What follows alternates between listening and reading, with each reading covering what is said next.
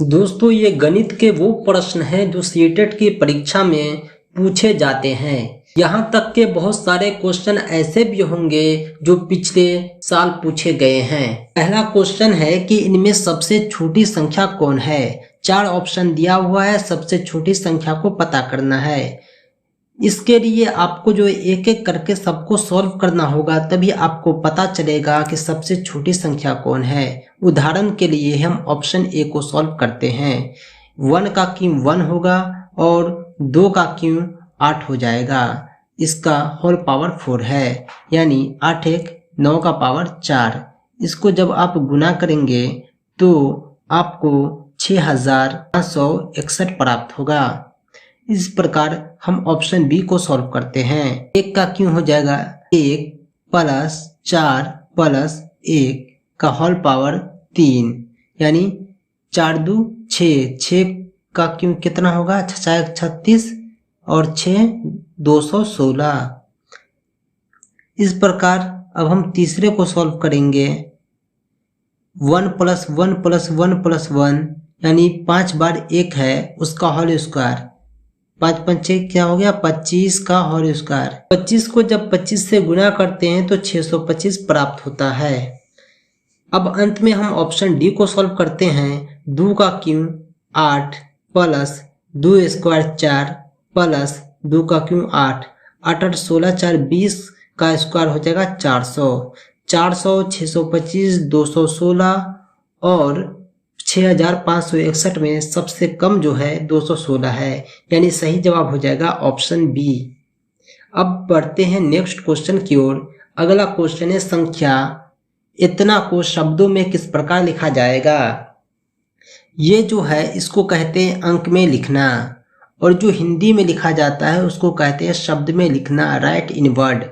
सबसे पहले आपको गिनती आना चाहिए, स्थानीय मान और जातीय मान का पता होना चाहिए। स्थानीय मान और जातीय मान को लेकर हम अलग से वीडियो लाएंगे, फिलहाल आप गिने। गिनती की शुरुआत दाएं साइड से होती है। इकाई, दहाई, सैकड़ा, हजार, 10,000, लाख, 10 लाख। अंतिम पोजीशन 10 लाख है, यानी 40 लाख। 40 लाख हो जाएगा 40,68,390। सही जवाब हो जाएगा ऑप्शन डी। नेक्स्ट क्वेश्चन है 15,07,03 को अंकों में किस प्रकार लिखा जाएगा। शब्द में दिया हुआ है, अंक में आपको लिखना है। तो 15 करोड़ में कितने डिजिट होंगे? इकाई, दहाई, सैकड़ा, हजार, 10,000, लाख, 10 लाख, करोड़। यानी 15 करोड़ में आपको 1 2 3 4 5 6 7 8 डिजिट हैं। 15 के बाद 6 डिजिट आपको नजर आ रहा है, यानी ये 15 करोड़ हो गया। उसके बाद 703, ये 703 अंत में मौजूद है, यानी सही जवाब हो जाएगा ऑप्शन डी। संख्या 89,86,307 का सर्वाधिक उपयुक्त लाखवां सन्निकट मान क्या होगा। सन्निकट का मतलब होता है निकटतम, करीब से करीब, और पूछ रहा है लाखवां सन्निकट, यानी 89 लाख है तो इसका लाखवां सन्निकट क्या होगा? 90 लाख हो जाएगा। सही जवाब इसका हो जाएगा ऑप्शन बी। जब लाखवां सन्निकट पूछे तो बाद की संख्या को इग्नोर कर दिया जाता है। अगला क्वेश्चन है निम्नलिखित में से कौन सी प्राकृतिक संख्या नहीं है। 11 9 0 6। दोस्तों गिनती की संख्या को प्राकृतिक संख्या कहते हैं, लेकिन शून्य जो है गिनती की संख्या नहीं है, क्योंकि गिनती की शुरुआत हम लोग 1 से करते हैं। किसी भी चीज को जब गिनते हैं तो शुरुआत उसकी 1 से होती है। 0 को पूर्ण संख्या माना जाता है, प्राकृतिक संख्या नहीं। सही जवाब हो जाएगा ऑप्शन सी, 0 प्राकृतिक संख्या नहीं है।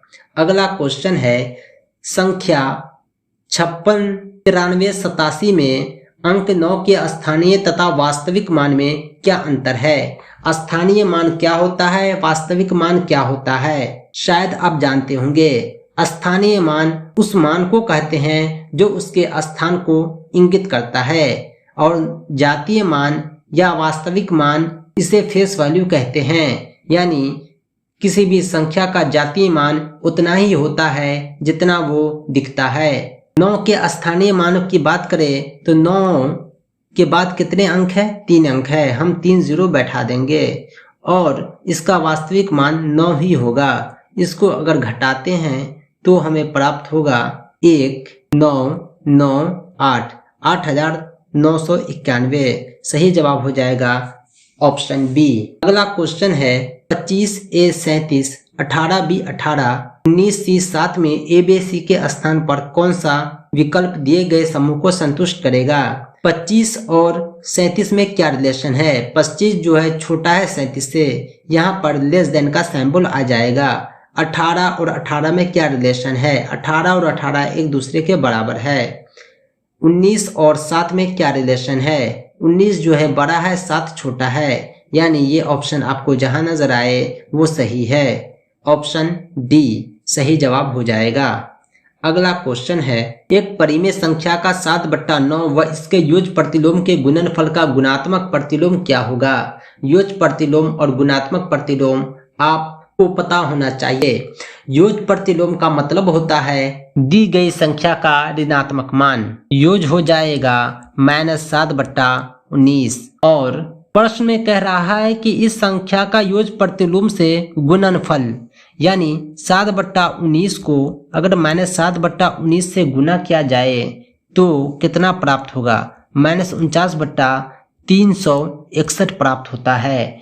इसका गुणात्मक प्रतिलोम क्या होगा? गुणात्मक प्रतिलोम इसका क्या होगा? इसका गुणात्मक प्रतिलोम निकालने के लिए आपको हर को अंश बना देना है, अंश को हर बना देना है, यही गुणात्मक प्रतिलोम होता है। सही जवाब हो जाएगा ऑप्शन डी। अगला क्वेश्चन है 1 से 31 तक की विषम संख्याओं का योगफल क्या होगा? प्रथम n विषम संख्याओं का योगफल होता है n + 1/2 का होल स्क्वायर। यहाँ n का वैल्यू 31 है प्लस 1/2 का होल स्क्वायर। 31 में 1 जोड़ेंगे 32 हो जाएगा, 32/2 16 हो जाएगा, यानी 16 का स्क्वायर 256 आता है। सही जवाब हो जाएगा ऑप्शन सी। नेक्स्ट क्वेश्चन है 5 अंकों की बड़ी से बड़ी तथा छोटी से छोटी संख्याओं के अंतर तथा योगफल का मध्यमान क्या होगा? हमें सबसे पहले 5 अंकों की बड़ी से बड़ी और छोटी से छोटी संख्या लिख देना है। बड़ी संख्या जो हो जाएगा वो 5 तो 9 हो जाएगा और छोटी संख्या 1 पे 4 जीरो हो जाएगा। इसका अंतर तथा योगफल, अंतर इसका हो जाता है 9 9 9 9 8, ये हो गया अंतर। अब इसका योगफल कितना हो जाएगा? योगफल हम यहाँ पर लिखते हैं 9 9 9 9 9 1 10, यानी इसका अंतर और योगफल आपके सामने है। इसका मध्यमान, मध्यमान इसको बोलते हैं कि दोनों को जोड़ के 2 से भाग दे दिया जाए। दोनों को जब आपस में जोड़ते हैं, 2 से भाग देते हैं तो हमें इतना प्राप्त होता है। सही जवाब हो जाएगा ऑप्शन सी।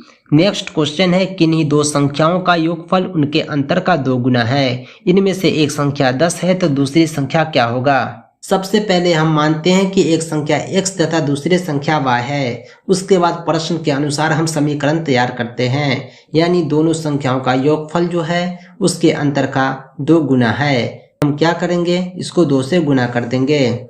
x + y अपनी जगह है, 2x - 2y, 2x - x, x बराबर हो जाएगा 3y। क्वेश्चन में एक वैल्यू 10 है तो दूसरा ऑटोमेटिक 3 गुना यानी 30 हो जाएगा। सही जवाब है ऑप्शन बी। अगला क्वेश्चन है यदि संख्या 9 3 8 5 के इकाई व हजारवें स्थान के अंक परस्पर बदल दिए जाएं तो मूल संख्या तथा परिवर्तित संख्या के संबंध में क्या परिणाम होगा? इसमें वृद्धि होगा या कमी होगा ये तो बात की बात है। पहले हम प्रश्न के अकॉर्डिंग स्थान परिवर्तित करते हैं। मूल संख्या आपके सामने है। अब कह रहा है कि इकाई व हजारवें स्थान बदले जाएंगे, यानी इकाई में 5 है, हजारवें में 9 है। इकाई चला गया हजारवें के स्थान पर, 3 8 अपनी जगह है और 9 आ गया इकाई के स्थान पर, यानी परिवर्तित संख्या ये है, मूल संख्या ये है। ये 9000 था, ये 5000 है, यानी परिणाम में कमी आ रही है। कितनी कमी आ रही है हम माइनस कर लेंगे।